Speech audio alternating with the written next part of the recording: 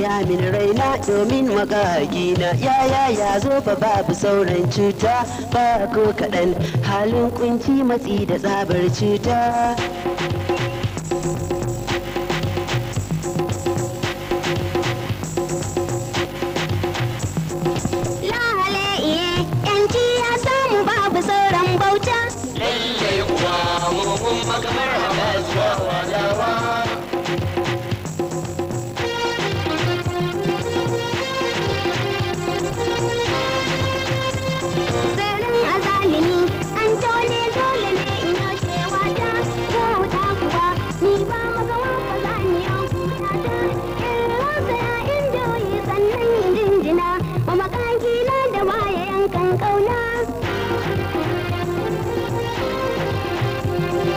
Fafa ƙaruya an kai su gare mu yau na walawa ayi walwala ka faɗe shi fa sai in ce kana ɓatawa mu za a wasan barka domin mu haliki ya fidda mu cikin azabar horo.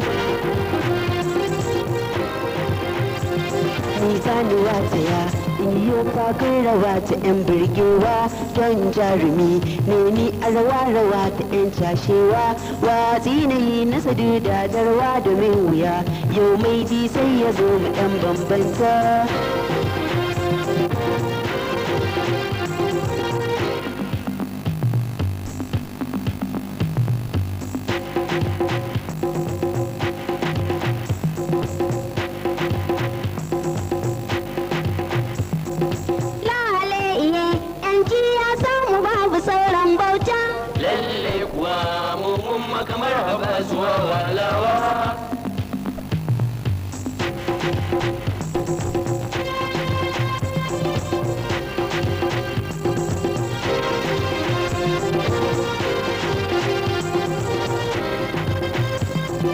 Bitar da zai yi a daddafe ku zo ku ɗan saurara sai dai ku kash murna ta an rage ni in kun lura zancen da ne a fahimta san ban da dozari cigiyar bege na ke bidar badawa.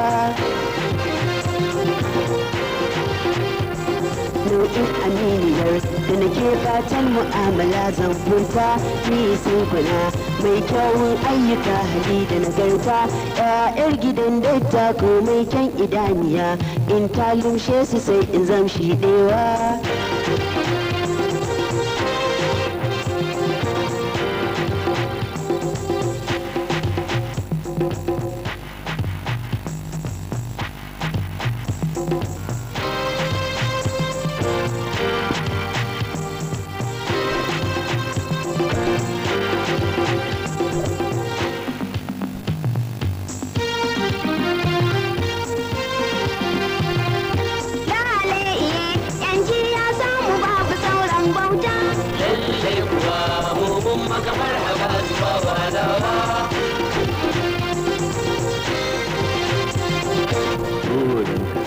In ka duba akwai fa mai tushe shi bi ma'ana yar nan da take a gefe mai kyan gashi abubuwan da ka zana kai har tana da ka idan aka je gare ta kai yo dace.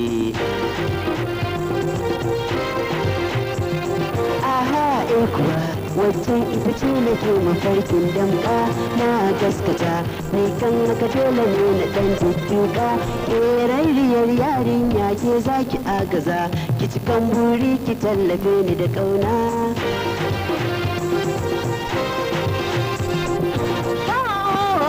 Ni ka so san wajen da ke mun zoji